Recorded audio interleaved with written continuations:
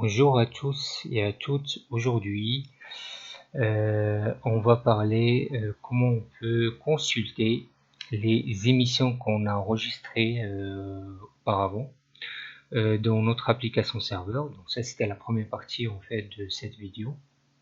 Donc pour les personnes qui n'ont pas encore consulté cette première partie, je vous conseille vivement de la voir.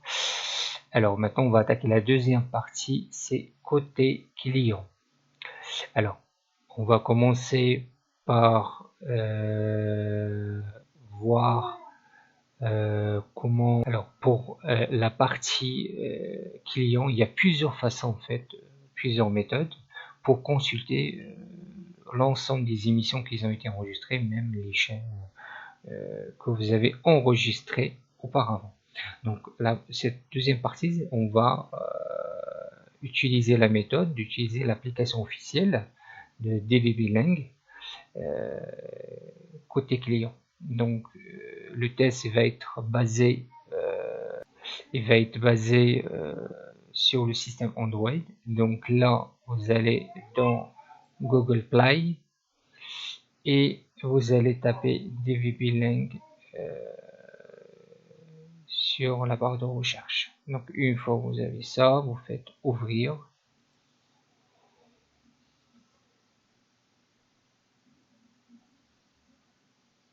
Et une fois vous allez ouvrir, ben là vous allez dans paramètres.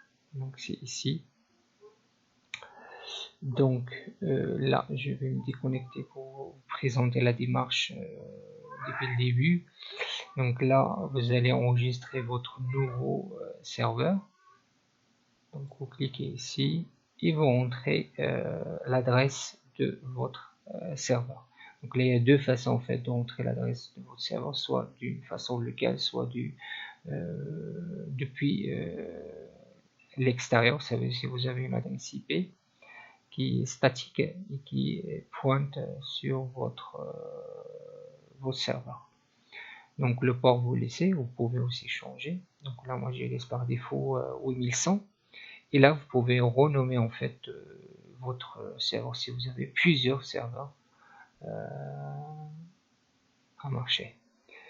Donc aussi, vous pouvez, si l'application est protégée par un mot de passe et un nom utilisateur, donc là, cette partie-là, vous pouvez en fait identifier. Et là, vous pouvez tester si votre serveur, en fait, si votre machine client pourra accéder en fait à l'application serveur. Donc une fois on a rentré ces paramètres, ben, on revient, donc là je tape l'adresse 192.168.1.25 et du coup ben là pour le moment j'ai désactivé pour faire le test et je fais valider. Donc une fois il est là, ben, je peux maintenant connecter et là j'ai l'ensemble des chaînes que j'ai plus l'ensemble des enregistrements qui ont été faits plus comme dans le côté serveur l'ensemble des programmations qui ont été faites et même on peut programmer un nouveau enregistrement à partir de notre machine client. Et ça c'est très pratique si par exemple si vous êtes à l'extérieur, donc vous pouvez en fait installer l'application sur votre téléphone et vous pouvez en fait organiser vos enregistrements depuis l'extérieur. Voilà. Donc je vous dis à bientôt, à la prochaine vidéo.